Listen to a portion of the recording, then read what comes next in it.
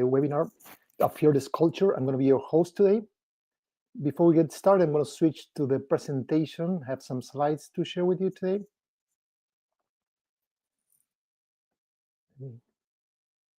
Okay, here we go. Perfect. Okay, once again, welcome everybody to the Fearless Culture webinar. We're going to talk a little bit about the role of fear and actually how removing fear or creating a safe space can promote creativity, innovation, collaboration, and so on and so forth. Before I get started, I want, if you don't mind sharing, where are you joining us from? Which company, which country, city, whatever. Usually we get people from around the world, so there's a chat box there. If you don't mind, like sharing where are you based? Maybe you're traveling, so which city are you joining this webinar from? And that would be great. I'm based in Chicago, so we're enjoying this fabulous weather. Everything's white outside because it's been snowing like and it's actually really cold. I see that I have people from Nebraska, Toronto, so they know the pain. In Seville, Spain, Sevilla, it doesn't seem to be cold. Thank you, Harry, for sharing. So it's great to have people from different countries joining this kind of another person from Toronto. So great. Love the Canadians, great people. So I'm going to get started as people continue to join and share where they're joining this webinar from. I'm very excited. This is a real interesting topic for me. And before we jump into the content, I'm going to start with a story. It's a true story, actually, but I think that captures the purpose of today's webinar. Imagine that you were going through a training to become a pilot. You like to fly a plane, and you've been going through all the rigorous and extensive training through time. And at some point, you get to that magical moment, which is the first day that you're going to fly solo. So no instructor on the other side, the plane is all yours. So basically, you get into a plane, you check all the instruments, you follow all the procedures, all the steps that you've been trained for, and you take off. You enjoy the trip. You can't believe it, no? You're in charge. The plane is a small plane, of course. Everything goes fine until at some point, a small light turns on. It starts kind of blinking. You don't know what's going on. You check everything that you've been trained to. You check the altitude. You check of course, the plane has gas, everything. And all the instruments, the main instruments, are telling you that everything's fine. There's nothing wrong with the plane. So what you do is simply, you say, well, this is just a small light. I'm going to dismiss it. This is a true story of something that happened to the founder of the holacracy movement, Brian Robertson. He was going on his first solo flight. He has this small light turn on, and he dismissed it. Until at some point on his first solo flight, he started listening to some noise that became louder and louder and louder, and he became worried. So he had to practice an emergency landing, and everything was fine. I mean, nothing happened with the plane, nothing happened to him, fortunately. But when the engineers checked the plane, they told him that that small light was the low voltage pressure light. And basically, that small instrument that he decided to ignore might have caused the plane to crash if he hadn't landed before that. So this story is about what we're going to discuss today. Basically, organizations are full of warning lights, but management or the regular team are usually paying attention to the usual lights, the ones that we were trained for, maybe the ones that come from the usual channels, maybe from the people that have more hierarchical or a higher up kind of title or have more reputation. And we dismiss the small lights that come from different people within our team. But if we do that, we can crash our plane. So that's basically the most important thing that we're going to discuss today. When we talk about creating a fearless culture, it's about how do we create a space where people not only feel free to speak up, but also the organization as a whole pay attention to those warning lights. A quick introduction, in case you don't know me, my name is Gustavo Rasidi. I'm the CEO and founder of Liberationist. Liberation is a change leadership consultancy, and we focus on helping teams and organizations drive positive change. What we mean by positive change is basically that most organizations go through transformation in a way that it's really painful. And we believe that change is not easy, but it doesn't to be a dramatic experience for the employees. So that's why we help companies with. We do this by trying to bring the best out of people through different workshops that are focused, trainings that are focused on change leadership. We also do team offsites for those companies that want to take their team out of the office to practice how they can collaborate, how they can work together, and so on and so forth, and also consulting on building a culture that is fearless, that is more open to experimentation, innovation, and so on. I write a lot, and these are 3 of the books I publish. I'm not here to sell you my books by any means. Actually, I provide a lot of free content. I publish a weekly newsletter, Positive Change Insights. You can subscribe using the link above. And basically, I share articles of my own, or from other people, videos, a lot of tools, exercise. Basically, I try to help the community of change practitioners to equip them with tools and insights and knowledge to drive positive change in their companies. So let's jump into today's webinar. What I'm going to cover today, I'm going to talk a little bit about fear. Fear is one of the most pervasive emotions at work, but in many cases, it hinders productivity rather than help. So depending how we use it, fear can be helpful, but in most cases, it's not motivating people. I'm going to share a model of framework, how to shift from fear to fearlessness, right? And you're going to see that fearlessness is not that we remove fear, but we learn how to deal with that fear as a team or as a company. I'm going to talk a little bit about psychological safety, what are the fundamentals, how it affects how a team behaves and how a team collaborate and operates, and then getting into practical steps of how can we develop a fearless culture. And I'm going to share real life examples, some case studies, and tools and exercises that you can implement within your company. And of course, we're going to leave some room for discussion and to address your Q&As at the end of the webinar. Of course, like this a live event, so what I'm presenting, I cannot take care of your questions. Feel free to write whatever, but we're going to address those at the end. So I talk about the positive change thing, and we have a framework that is based on 6 kind of pillars. They don't have necessarily this order, they're just number, but it's not that you have to follow like the word steps. It all depends on where the company it's going, in which stage, which are the issues that they need to address.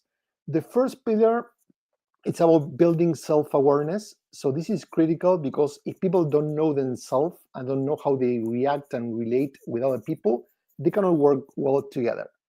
So this is about understanding our weaknesses, our strengths, but also our blind spots, and make sure that we adapt to the reality that's always changing. Positive thinking is not just magical thinking. It's about bringing a mindset that allows people to understand what's possible, to uncover opportunities, rather than getting stuck on the problem. Smart working, straightforward, it's about in the future of work, well, I like to say in today's present of work, we need to find new ways to work. Basically, people complain that sometimes they lose excitement, they're not motivated, they're not engaged, and work feels frustrating. So how we bring new ways of working to make work simpler, agile, and more exciting. Wise leadership, we cannot change a company, we cannot drive positive change if we don't have leaders that are wise. And in the past, companies used to like smart leaders, but many times being a smart leader gets in the way. We need leaders that are wise because They don't provide the answers. They're not the ones who know how to do everything on their own. They're the ones who lead with questions and let the team figure it out on their own. And they unleash the best, not the worst, within their teams. The fearless culture is what we're going to address today. And last but not least, purpose-driven companies, which we know it's something, a topic that has been very hot in the past years. It's about people get more motivated when they're working towards something that's larger than themselves. Basically, when they find meaning in the work they do. Today, we're going to talk about fearless culture. In the upcoming months, each month, I'm going to be hosting a webinar on the other topics in case you're interested. So I talk about fear, right? And fear is not, this happens a lot when I'm doing consulting with companies, that most managers, from CEOs to team leaders, they believe that their teams are not afraid. But when we go into different types of research, I'm going to just share one here, fear is driving silence. Not only people are more afraid than their managers realize, but they're not actually sharing their ideas. So this is very important because you don't want to, I mean, what's the point of hiring the best talent that your company can recruit if then those people are not going to bring their best to the workplace? So as this Gallup survey shows, only 3 in 10 employees strongly agree that their opinions count at work. Otherwise, basically what we're saying is like 7 out of 10 employees believe that no one cares about their ideas, about their thoughts, about their perspectives.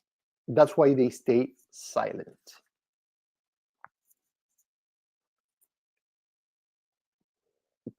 So this silence problem is getting worse and worse. There's this study from Milliken and Morrison that basically they focused on understanding what's driving employee silence across different organizations across the globe.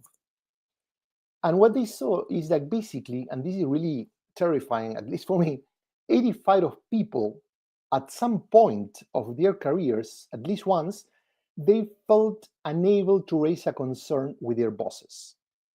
What this means is these people were observing an issue, something that was wrong, something that might hurt the company, business, reputation, relationships, partnerships, whatever. And they say nothing. They felt unable to speak up because of fear. And this is really, really a huge issue. The point is, you might be familiar with this iceberg of ignorance. Basically, this graphic, it's been around for many years now. It shows that senior executives tend to see just a small portion of all the problems that affect their company, while the employees, the staff, the people that are on the line, they see 100%. But building on the previous chart, what happens is not only that we have a gap, that many problems are hidden from senior management, but if people don't speak up, first, they're never going to share that information with their senior manager, with their team leaders or the team managers or the executives, but also they're not going to do anything about it. So I want to hear your thoughts about this topic before we keep moving forward. Let me ask you this quick question, and this is super confidential. So when was the last time you felt compelled to speak at your work, but you didn't? When was the last time actually you didn't speak up at work, and why? Share anything. Once again, this is confidential. You don't need to mention your company. I want to understand if you were facing a situation at work sometime that for whatever reason you felt afraid of speaking up. Maybe because you thought that you would be ignored, maybe because you didn't want to be judged or criticized by anyone, most probably your boss. So if you mind sharing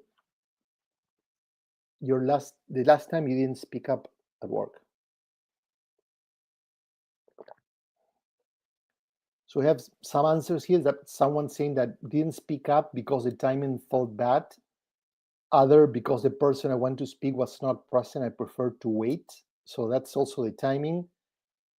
silence derived from internal political issues a few months ago. So as you can see, I'm bringing this, I'm not trying to get into your experience, but trying to create this correlation. No? So I have here an experience of someone that has been working with a teal environment and working hard to eliminate fear. So, they're being 18 months implementing a teal approach, and still it's hard to eliminate fear. Yeah. And I'm not going to give you a way to do it in 2 seconds. So I don't want to make you think that because you take this webinar, everything's going to be fine. But it takes time. John, thank you for sharing. So I'm going to keep the presentation, but there's many things that we can do to overcome fear, and it takes time for sure. But even if you reduce 10% or 20% fear, you're going to get a lot of benefits from your team. So we have a silence problem. And when I say we, it's not we individuals, but basically organizations. And there's this bystander effect, right, that probably you're familiar with. It's a psychological term that explains that many times people observe a situation, something that's not working. Let's say that there's someone that gets hurt on the street or whatever, and people pass by and no one does anything. This is driven by they believe that when a lot of people observe the same issue, they all expect that someone else is going to act on it. So the bystander effect basically is named after that behavior. A lot of people stand by and do nothing. This happens exactly in many organizations, right? And there's a lot of studies that we have, like, for example, one published in the Academy of Management that shows that when multiple employees know about an issue, let's say, for example, sexual harassment, someone here's just being bullied by a senior executive.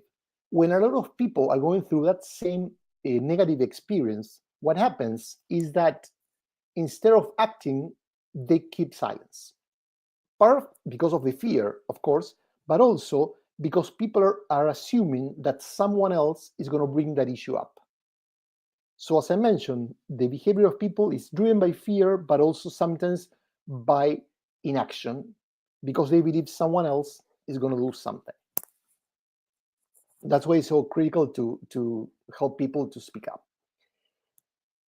Many companies still believe or associate like fear to a way of keeping people like motivated or driven. No, if I punish my team, if I a fearful boss, people are going to do more. Though this might be somehow true, like people might react to bosses that are bully or are really harsh with their teams, it's not because they are motivated, it's because they're doing out of fear, compelled to act. But in the end, this ends hurting organizations. This is an example of what happened to the NASA like over 10 years, like 15 years ago, when the shuttle Columbia was launched.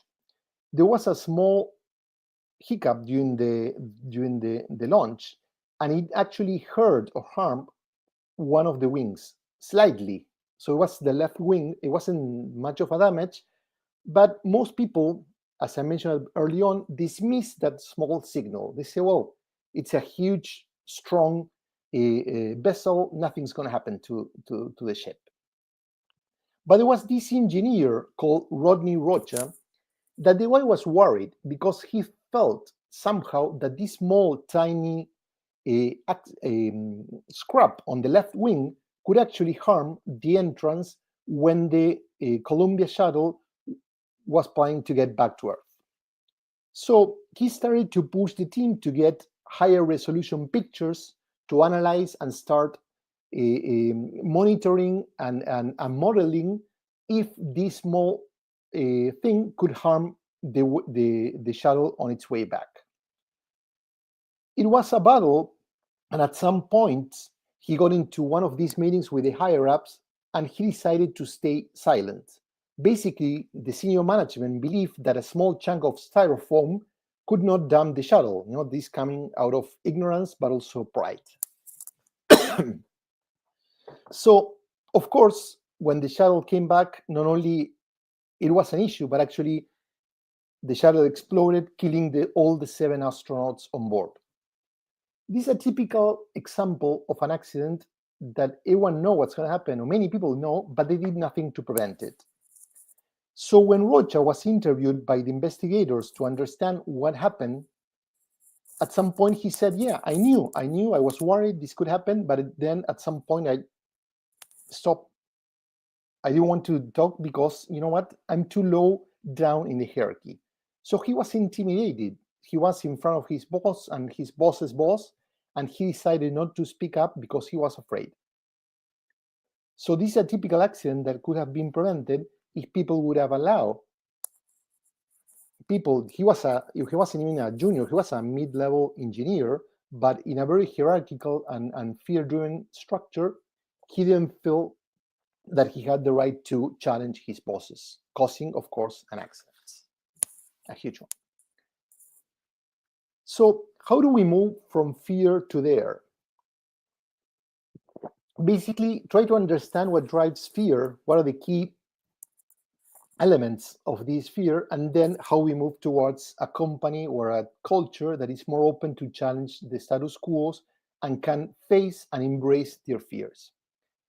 This acronym, FEAR, stands for fighting, excuses, avoidance, and repetition. Fighting is when we lack self-awareness, both from an individual and collective standpoint, and we cannot face our emotions. So we fight reality. Instead of saying, okay, what's going wrong? What should we change? People dismiss those emotions and they fight reality rather than trying to adjust their own behaviors.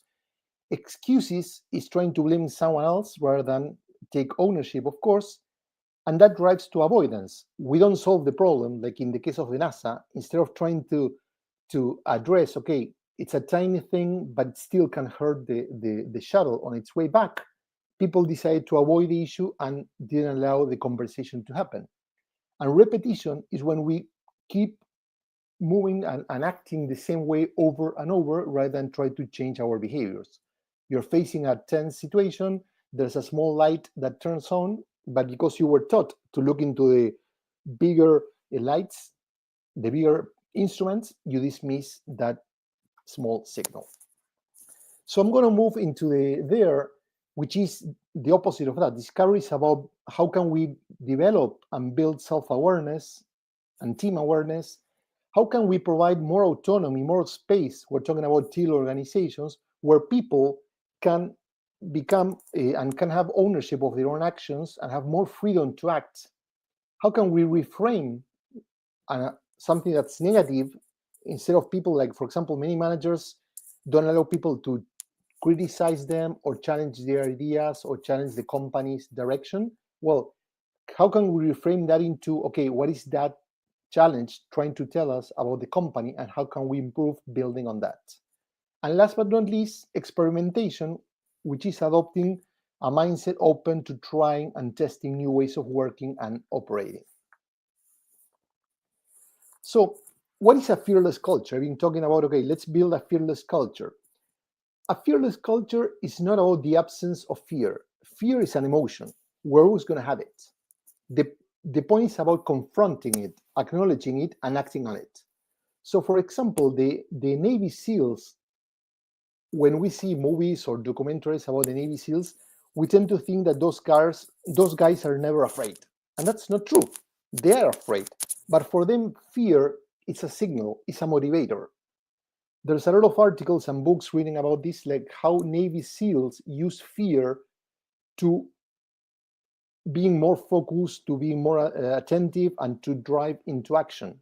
They are not courageous and non-fear. Yeah, they have fear because they're human beings. Fear is like a signal that's telling that it's about to happen, and they help these guys to stay focused and act properly. When you dismiss fear, then you make mistakes because you become overconfident or you think you have all the answers, but you don't. And you dismiss the potential attack. A fearless culture is one also where people feel safe to speak up. They can share whatever happens today, and they don't feel that someone's going to judge them or criticize them. And this is something, as I mentioned before, that is really good for both the employees and the organization. Because when people can share both problems and opportunities, that's going to help us become better as a company, which is going to drive innovation, creativity, and growth. So, trying to get more into how to bring this notion of fear to the corporate world. Google is a very analytical company driven by engineers, but driven by data. So Google embarked a couple of years ago into a project called Aristotle that took them like close to 2 years to address this critical question. How can we build the perfect team? That's everyone's dream. We all want to build the perfect team. So Google started working through different models and hypotheses, first with their own team and then evaluating external teams. They want to see, well, a good team is about the talent. No, we all think that if we hire the best talent possible, our team is going to be great. Well, they started in testing and they realized, no surprise, that's not the case. Many times, egos, bad behaviors, whatever, get in the middle. So you can get all the best people that you can hire together, but that's not going to create a high-performing team by no means. They kept asking different questions and testing different hypotheses. So is it about the personalities? Is it about mixing people with different skill sets or backgrounds or stories? And of course that helped, but it didn't really address the why some teams are much better than others. Another going the same direction. So it's about like diversity of gender and ethnicity, balancing having more women, more people from different backgrounds. Yeah, that might help. Or the same is, do we want a team that everyone agrees with them, or where disagreement is part of the way of operating? And with that, basically, they discovered something really interesting, which is all of those questions help uncover some things that can improve how a team performs, but not necessarily define what's a perfect team. So what's the answer? The answer is psychological safety. And I'm going to explain a little bit about this. The definition of what psychological safety is the belief that either the culture of the company or your team are safe for interpersonal risk-taking. So I can interact with other people within my team, I can take risks, I can experiment, I can do things that are not within my usual behavior, and nothing's going to happen. I feel safe to act. Amy Edmondson, who just published a book on psychological safety, she's a professor at Harvard Business School. She at some point got involved because she was studying psychological safety for years. She started working on the healthcare space and then moving to other corporate environment.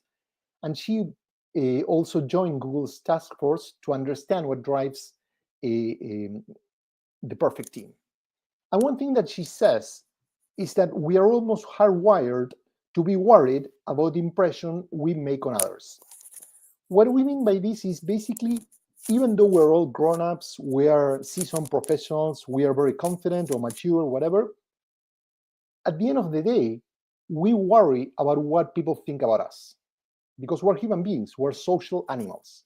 So if someone doesn't like us, if someone thinks that we are an idiot or we're not smart enough or whatever, that affects our behavior.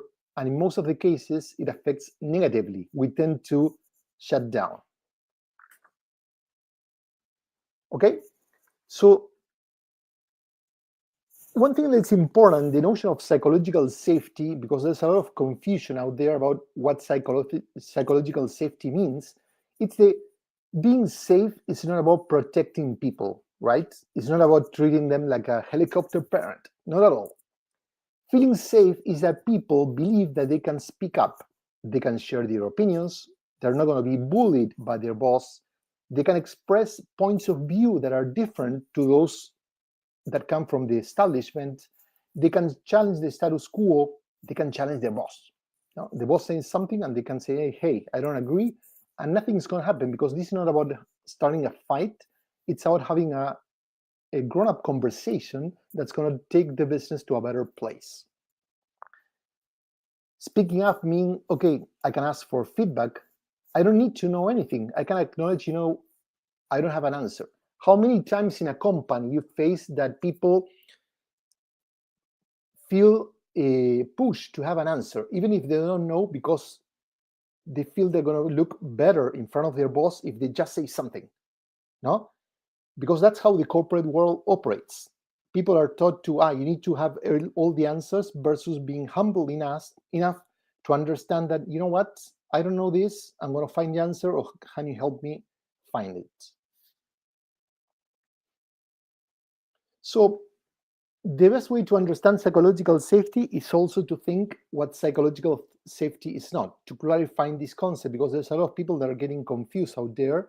This is a concept that's becoming mentioned in articles in the news and so on.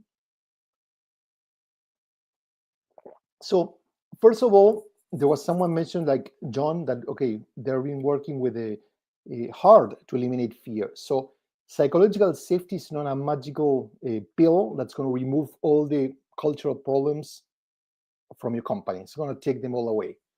It's going to help a lot, but it's just one step. It's not immunity for misbehavior or underperformance. That we provide a safe space doesn't mean that we lower the bar by any means. On the contrary, we are encouraging people to bring their best and to challenge each other. So if someone tries to be disrespectful, we're giving the space to speak up, not to be disrespectful. So the team is going to call that person out.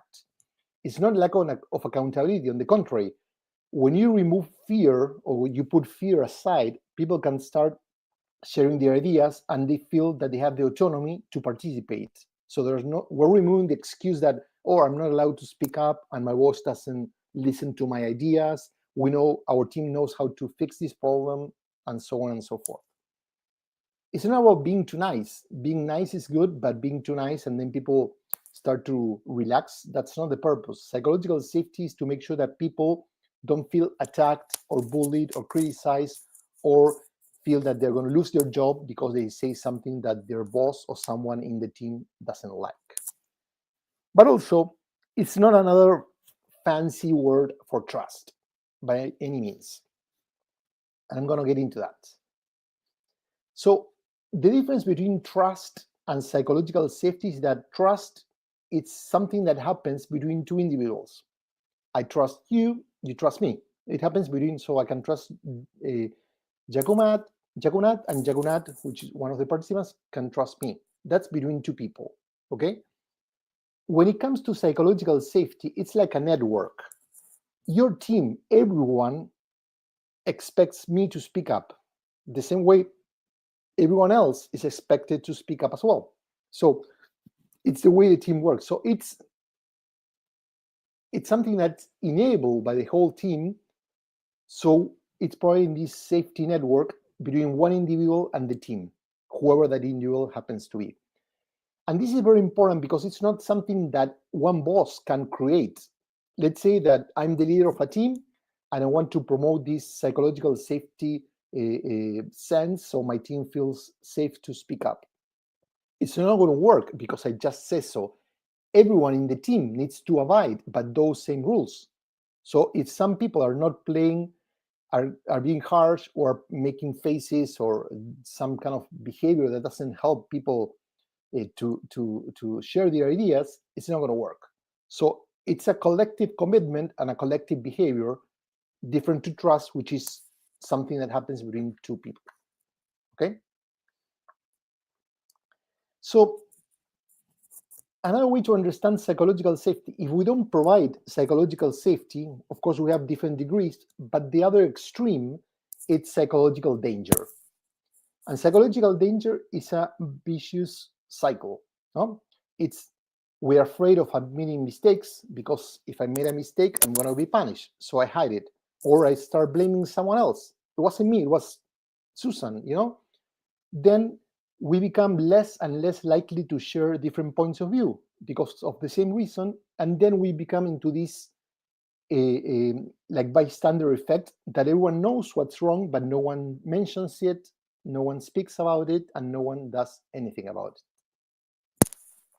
On the other hand, psychological safety is about promoting, and once again, this is a cycle and it takes time and iterations until you improve, improve, and improve.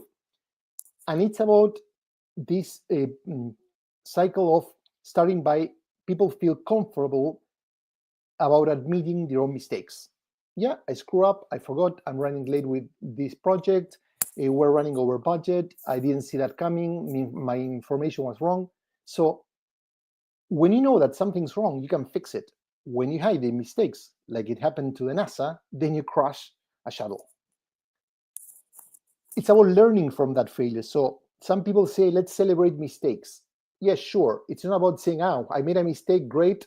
No, the point is, it's about embracing the mistake as a learning tool. So celebrate the lesson, not just the error, okay? Then when people feel safe, if you are willing to recognize in front of your boss, in front of your team, that you made some mistakes and it's okay, and then people learn from that so other people don't make the same mistake that you did in the past, then everyone feels open and more secure or safe to share ideas. So this virtuous cycle at this point becomes and encourages people to improve how they make decisions because they're well informed now. They're basing decisions out of real information and not what people are hiding. And then we can become more innovative as a company because we can take risks, we can experiment, and we're solving real challenges and not fake ones because people are not being honest or truthful. So I'm having a huge cold today. I apologize for it. So another quick question for you too. So I want to hear some of your thoughts. We've been talking about fearlessness. We've been talking about fear and how safe companies are or not. How would you qualify your own organization? Is it safe? Your culture within your team, within your larger company, how safe is it? How would you describe it? And also, if you have to change one thing, what would that thing be? So basically, you think your organization is safe, so maybe could be better.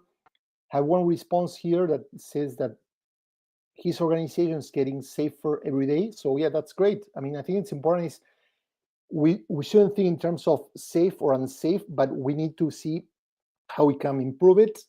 We have one that says that very safe. That's great.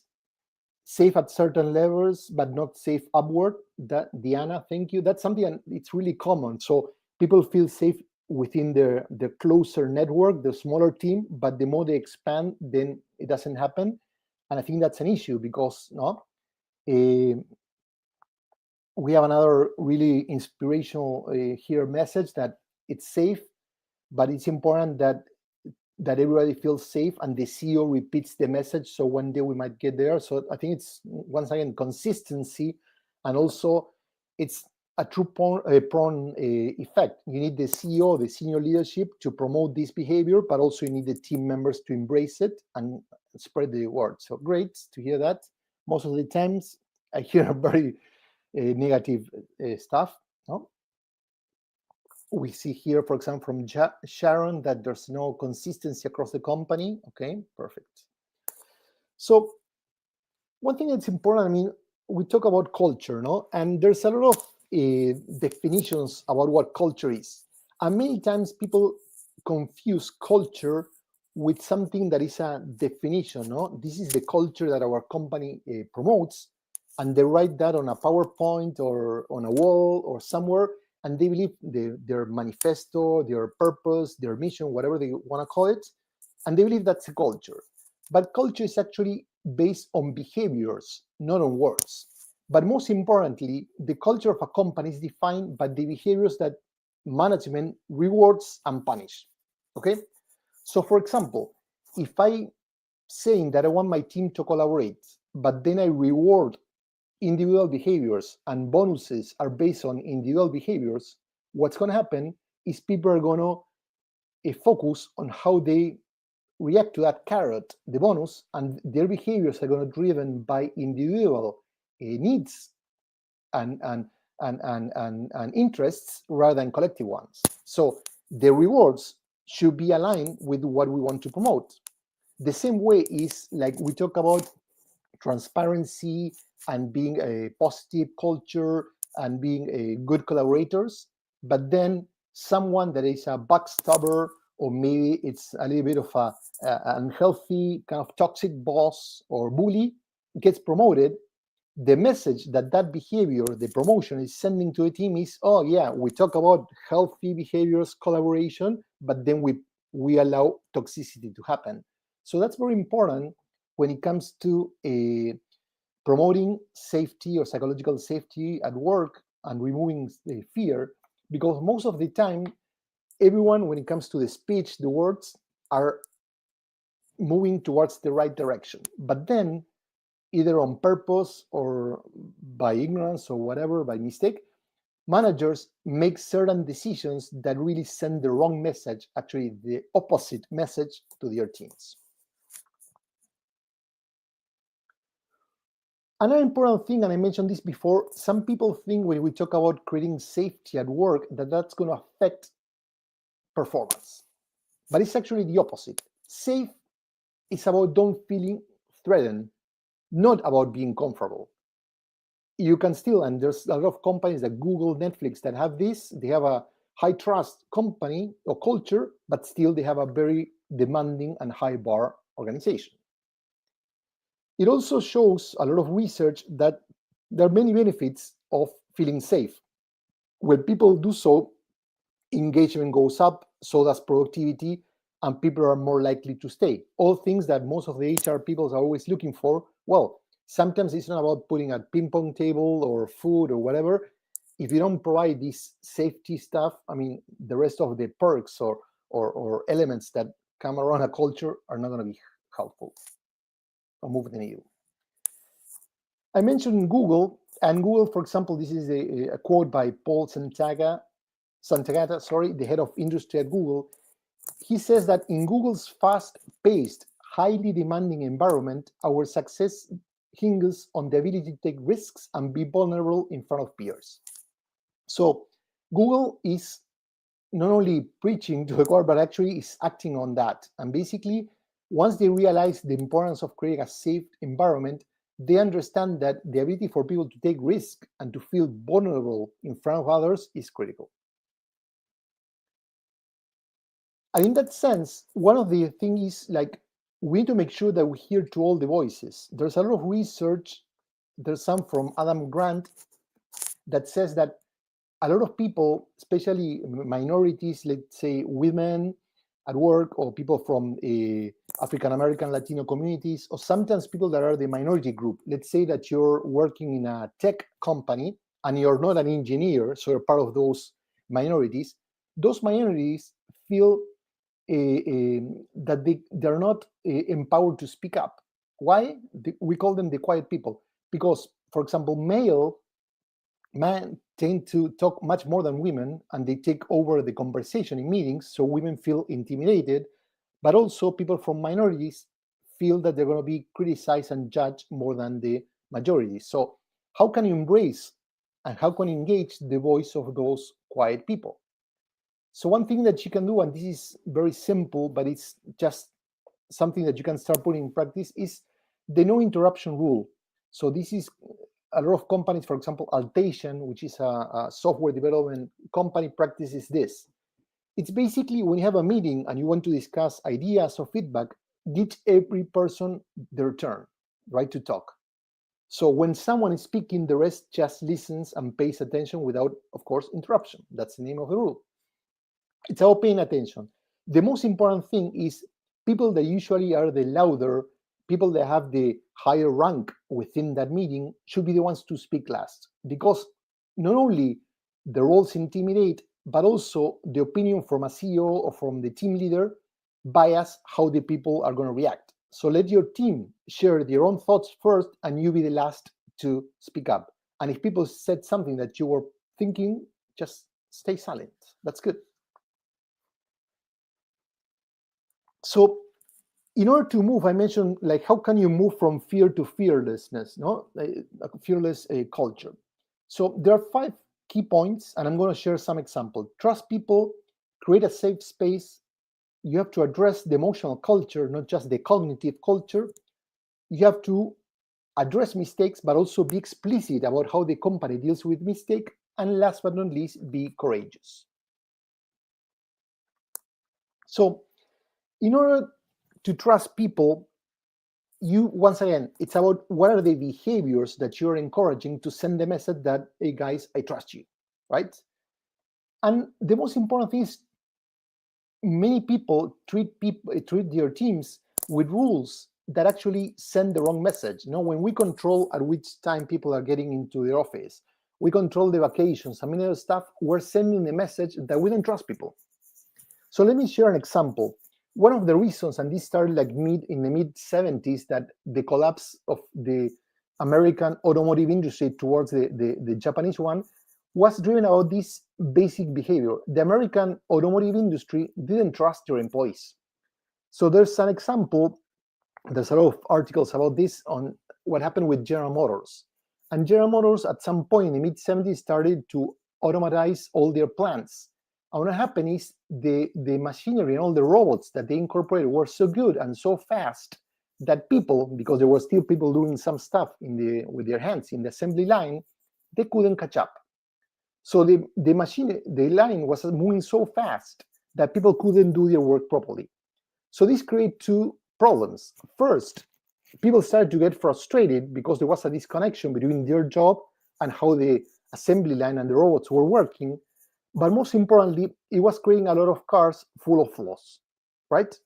But the most important thing is people could do nothing about it because they were controlled by management. So the employees that were seeing the issue, the problem with the cars being manufactured not properly, they couldn't do anything. Toyota, on the other hand, allow people and focus more on the quality versus the quantity. And of course, they care about productivity, but they have a team that were overseeing the production, manufacturing, focusing on making sure that all the cars were produced with the highest standard possible. And anyone within that line could push a button and stop the manufacture or the assembly line. As you may know, that is very expensive for any organization, GM or Toyota, because the moment you stop, not only you stop manufacturing cars at the same speed you should, but getting back that line on takes a lot of time to recover. But the point is, Toyota ended outpacing General Motors and many other American manufacturers, and General Motors not only ended with a lot of frustrated workers, but also with a lot of cars that need to be recalled because of this inability to trust the people. So Toyota believed that their employees wanted to do a great job, so they gave them the autonomy to make decisions and change stuff accordingly. So the results are a clear sign of how wise that was. The other thing is, I mentioned creating a safe space. And it's about bringing candor real, and you have to coach this. And I mentioned that leading with questions is really a very important behavior, because the moment you're asking questions, you're not only encouraging people to speak up, but also you're sending the message that you don't know everything. And Ed Catmull was one of the co-founders from Pixar, and very successful, as you may know. And Disney, it beat Disney, and then Disney ended buying Pixar, right? And one of the successes behind the Pixar story is that they knew that they had to promote a culture of creativity, but they also knew that they weren't perfect.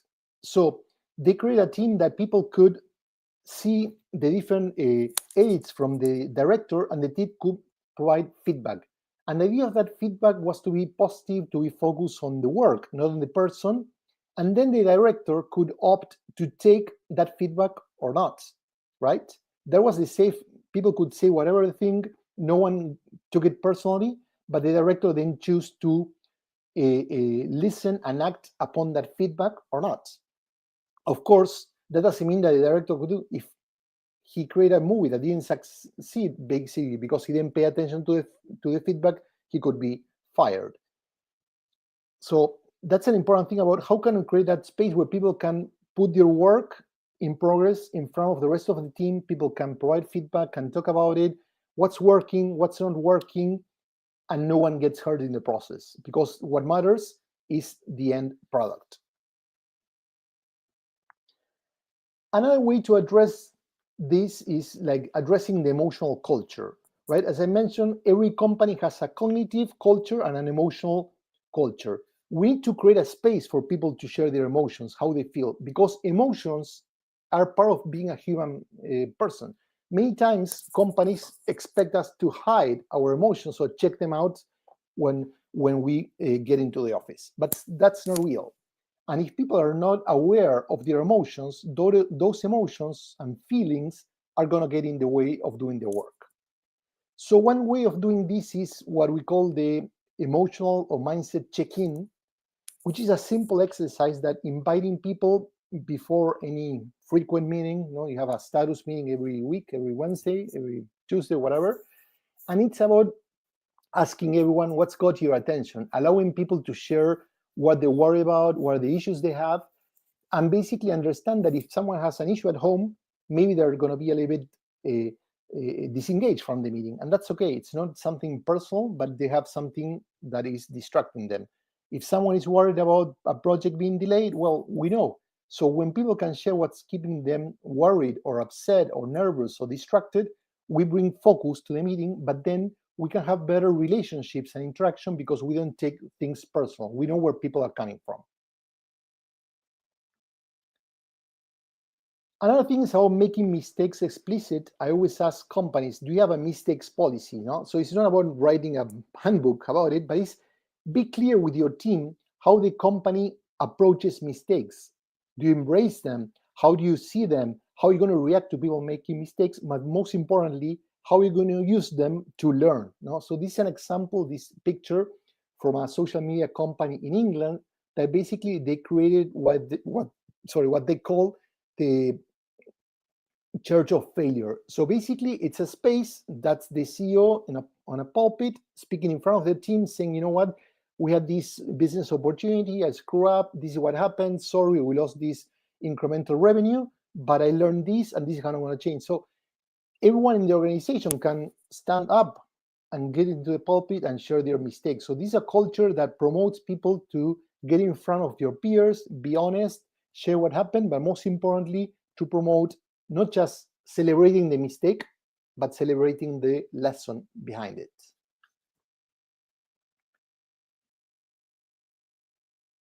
Another thing is about being courageous. So being courageous is being vulnerable, being able to expose yourself in front of everyone.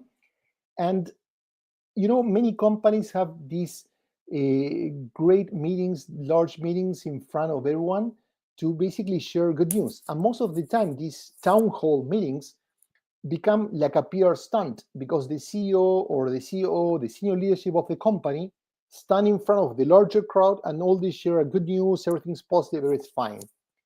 And basically, this is not safe because they're just sharing one side of the story, what they want to tell.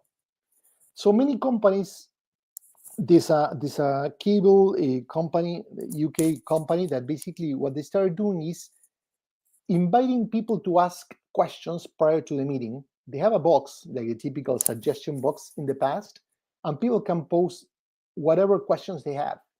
And then the guys in front of the crowd, they're going to open that box, they're going to pick randomly questions, and they have to address it. They have, first of all, to read it out loud, but also then they have to address it. So people can ask whatever they want, and the senior leadership is committed to answer those questions. So that's completely transparent approach. Similarly, Spotify has something that people can propose different questions for their town hall meetings prior to them, and the questions are voted by employees. So the questions that get the most votes are the ones that the CEO or the senior leadership needs to address in front of everyone. So that's basically the 5 points.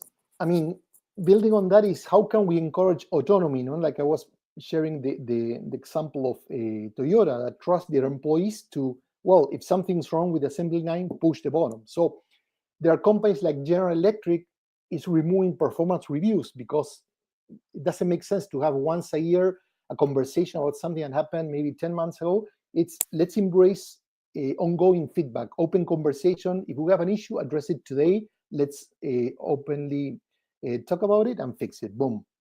There are many other companies that are talking about people establishing their own salaries, unlimited vacation, whatever. These are more extreme behaviors, right? They take a lot of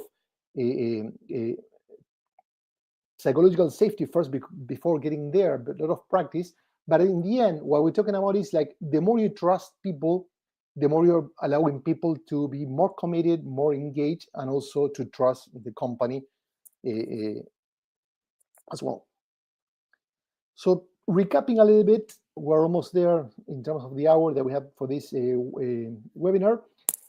Trying to recap is building a fearless culture. As I mentioned, it's not something like a magical pill that you're going to take and boom, everything's going to change overnight. It requires practice. But first of all, it's about letting go of power and words. It's not about what you say, but it's about how you act as a leader and as a team member. Our recommendation to different clients always start small. No? Find different approaches. I share some. There are many others. I have a lot of material that I'm going to share with you after this webinar, so you can continue to dive in. Different approaches and tools that you can start experimenting with and testing. It's about leading by example. So if you want people to embrace their mistakes, be the first to embrace your mistakes. If you want people to be vulnerable, start sharing your emotions and show that you're not perfect, because you're a human being like everyone. And also, very important, it's about under-promising. So don't tell people that things are going to change overnight. Be realistic, and it's better to surprise people than to frustrate them. Last but not least, it's important to measure progress. And when it comes to a fearless culture, if you want to measure, for example, psychological safety, I wouldn't ask people, how safe do you think our company are? Or things like that are very explicit, but also rational. Try to monitor behaviors. So for example, in a regular meeting, track how many people usually speak up and track the progress. So normally 2 or 3 people out of 10 speak up all the time. Well, if you see that that number is going up, then you're making progress. If, for example, if you're seeing that the more vocal people, like the leaders, are talking last or they're sharing more emotion, find behaviors and track those behaviors. Not are we safe or are we not? Because that's not really useful at all. It's not our point needs. So basically, thank you again we have a couple of minutes for questions. Remember, like everyone in your organization, regardless of their title, roles, or expertise, they are censor. So building a fearless culture, it's about addressing those tensions. People not only are not afraid of speaking up, but the company is going to pay attention to those censors lighting up and sharing whatever they have. So that's our website. Thank you again. I mean, I'm going to stay for a couple of minutes, and you can use the chat to pose any questions or comments, whatever you have. And of course, you can reach out to me. Once again, this is my email. If you want any help, I mean, tips, information, questions, so you need some assistance, or you want to send me a question, that's perfect. I'm always trying to answer all my emails as possible. But also down below, again, it's the email if you want, the link if you want to subscribe to my newsletter, where I share a lot of insights and stuff like this to continue the conversation. This is a topic that I'm really excited and I want to help you guys hopefully turn your workplace into a much exciting one. No? So I have a question here from Sharon that, is there a good way to promote this across a company if it's already within your own team? Basically, I think that yes, of course. I think that good behaviors, people normally say that bad behaviors spread faster. I don't believe in that. I think that good behaviors also attract other people. There are many ways to do that, and I don't want to get into a lot of details. But first of all, you need to find advocates in other teams, to help transfer good practices of a fearless culture into one team to another. Another thing that I experienced that is really good is rotating people. No, so for example, invite people from other teams, maybe 1 or 2, to your meetings, so they get exposed to your good practices, good behaviors, and how you guys socialize and do that stuff. and that's going to get back into your team. The other way around, you can seed two of your team members into meetings from other team members and coach certain practices that have helped your team, and then that's going to start spreading the word. I have many presentations about if the presentation is being recorded. Yes, it has been recorded, and you're going to get a copy of the link to watch the video and the slides later today. I have another question that do you agree that psychological safety needs much more time to be built but can be destroyed a bit quickly if you don't stay committed to it? I agree, but like everything in life, if you have a strong foundation, people can tear down a house, but the foundation is going to stay. So if you really are setting your team to the right thing, yeah, you can go back a little bit, but then you can recover fast as well. So the most important thing is the foundation. So some people try to create this safety by introducing one or two behaviors and making feel people good, and that's it. So if you're really setting the right foundation, and if you keep practicing over time and everyone's committed, yeah, you can be derailed by bad practices or abandoning it, but you can also recover. So because the lessons learned, you're not going to lose them.